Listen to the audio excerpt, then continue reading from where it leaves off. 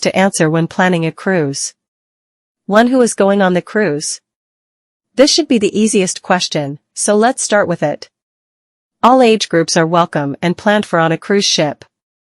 You will be able to find a cruise that will give any age group from toddler to great-grandmother a memorable vacation. Families with teenagers often say they have found it to be the best family vacation yet. If you don't have kids or don't want to be around them while on vacation, there are some cruise ships that are almost adult-only or won't have many children. 2. How much are you prepared to spend? Let's discuss minimums. There are no maximums. There used to be a rule of thumb that you needed to budget about $100/day/person, exclusive of airfare. That rule still seems fairly reasonable, although many cruise ships now charge extra for items that used to be included in the fare.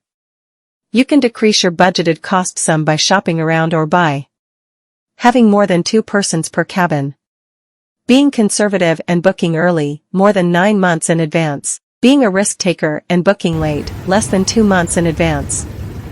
The minimum price on a mainstream cruise line for a Caribbean or Mediterranean cruise seems to average about $600 to $1,000 per week. Alaska and Northern Europe are usually higher due to the shorter cruise season. 3. How long is your vacation? If you have less than a week, you are probably restricted to the Bahamas, Mexico, parts of the Caribbean, or a cruise to nowhere. A cruise to nowhere allows passengers to cruise for a long weekend out of port into the ocean and then return. No ports of call are made by the ship, but you can get a feel for what a cruise is like. A week's vacation will open up the Caribbean to you, and depending on where you live, you can even get to Europe, Hawaii, Alaska, or the South Pacific. If you can squeeze out 10 days to 2 weeks, you will have many more options including all 7 of the continents. One thing to remember: the longer the cruise, the more you will need to pack, or you might have to do laundry while away. 4. When do you want to travel? Cruises are usually a little cheaper in the spring or fall. Students of economics will know that this is entirely due to supply and demand. Kids are in school, and weather can sometimes be uncertain. Winter used to be considered the only high season for tropical locations like the Caribbean. However, summertime costs are not far behind due to the large numbers of families with children, college students, and others who have forced summer vacations. Some people are fearful of fall hurricanes, but cruise ships can deal with those by altering their itinerary. Although you may see different destinations than what you planned, some locations have short cruising seasons. For example, if you are going to Alaska or Northern Europe, you will have to cruise between May and September. If you are going to Antarctica, November through February is th. November through February is the season. Going to the tropics is a little easier. The temperature will not vary much with the seasons. What does vary is the rainfall. The dry season for most tropical locations like the Caribbean and Hawaii is in the summer, and the rainy season is in the winter. This does not mean it will rain all of the time. You just need to be prepared for more rain. Afternoon showers are more common. Of course, if you are coming from Canada or the northern US. Some warm rainfall is not a problem if you have left piles of snow at home. If you are going to the Mediterranean, summer is the high season, but some ships cruise there year-round. 5. Where do you want to cruise? Choosing a cruise destination is often the most difficult decision for future cruisers. Remember that the Earth is over 3/4 covered with water. This means that you can reach every continent and many countries via cruise ship. Even landlocked locations such as Central Europe, Russia, or the Yangtze River in China and the Mekong River in Southeast Asia can often be reached on a river cruise. Every cruise destination has its own special atmosphere and diverse nature. The weather a cruise ship will help determine what you need to pack for the cruise. 6. What types of things do you like to do? One of the best things about a cruise is the wide variety of activities available. You can do everything from sit on the deck and enjoy the view to more strenuous activities like hiking, biking, zip lining, scuba diving, or other water sports. European cruises often feature city or museum tours and other cultural opportunities. Ships dock in the major cities of Europe for a day, and passengers go ashore to see the marvelous historical and cultural sites of the city. Some European cruises include outdoor activities such as hiking, but most focus on the great cities of Europe. Tropical destinations like the Caribbean and South Pacific cruises feature island tours and beach and ocean sports. History and museum tours are a much smaller part of the shore experience. Many cruise lines will provide you a list of shore activities offered before you book, either via the internet or from your travel agent. You normally do not have to decide on the shore activities before you sail, but you may be asked to book the shore excursions not long after embarkation. Some shore excursions have a limited number of slots, so if you absolutely must have a private tour of the Vatican, a helicopter ride over a volcano, or go scuba diving over a Caribbean shipwreck, ask if you can book space in advance. The activities director will give passenger briefings on the shore excursions available after you get on board, but it's good to have a general idea of what you want to do in each port before you sail. And what type of cabin do you want/need? Cabin selection is normally a function of how much you want to spend. However, many cruisers will book the cheapest room available at the time of booking, preferring to save their money for shopping or shore excursions. Deck plans for most ships are available in hard copy from the cruise line, travel agent, or you can view them online.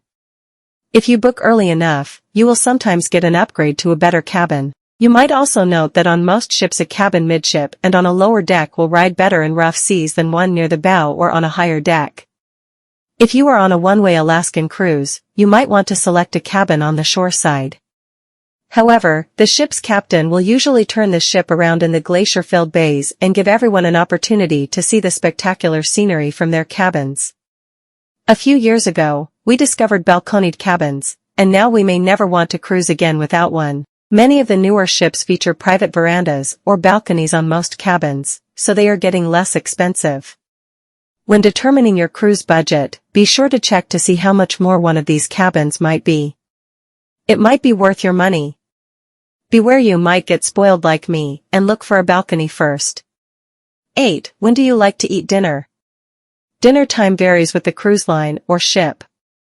There are 3 possibilities: early seating, about 6 p.m., late seating, about 8 to 8:30 p.m., or open seating, anytime within a given time frame like 5:30 to 9:30. Note that some megaships have added a third fixed seating and made early seating earlier and late seating later. Most ships will give you a choice of seating.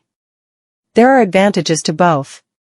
Early seating might mean you have to get up earlier, although most ships have open seating for breakfast and lunch. It also means that you might have to rush for dinner if you are on a shore excursion that lasts until the late afternoon, or can't tear yourself away from the beach or pool. The advantage to early seating is that you can then go to the shows after dinner and have more time for nightlife before bed. Late seating allows you to have plenty of time to get ready for dinner. However, if you don't finish dinner until after 10 p.m., you might either miss the show or part of the nightlife. Open seating is available on almost all cruise lines. Most mainstream cruise lines offer both fixed seating and open seating. When booking your cruise, you will need to select one of these options.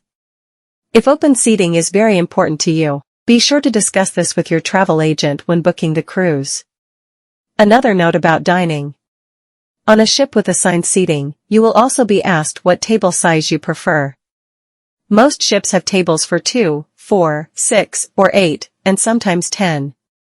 Oftentimes, the numbers of 2 tables are limited, so if you want to be alone, be sure to tell your travel agent or cruise line in advance. Do you like to dress up? Mainstream cruise lines used to always have 1 or 2 dress-up nights on a 7-day cruise, where passengers would wear formal or semi-formal attire.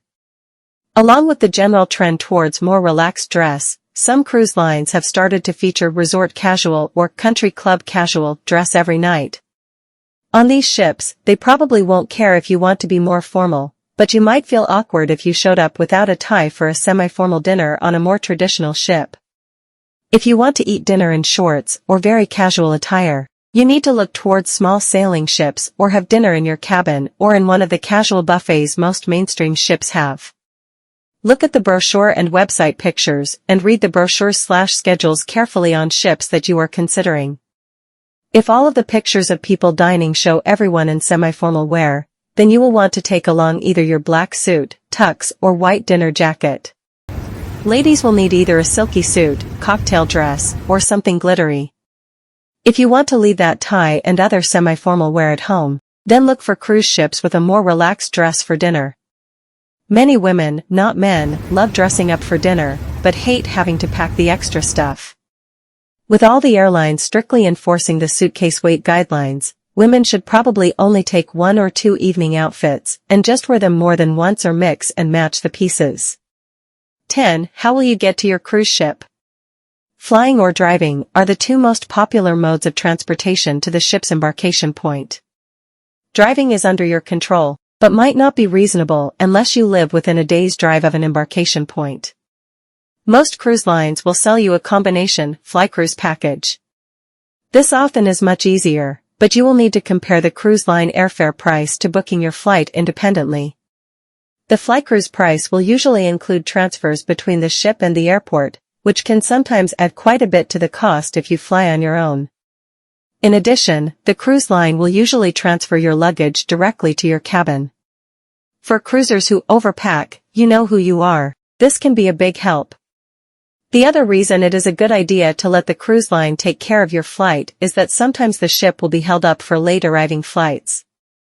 If you are on a cruise line booked flight, there will probably be other cruisers on your plane. The more of you who are in the same boat, the more likely the ship's departure will be delayed if your flight is late arriving. If you do choose to use frequent flyer miles for a flight or want to book independently, you might want to get to the departure city a day early to avoid the stress of worrying about flight problems, whether they be weather or mechanical. Now that you have answered these 10 questions, you are ready to call a travel agent and choose a cruise line.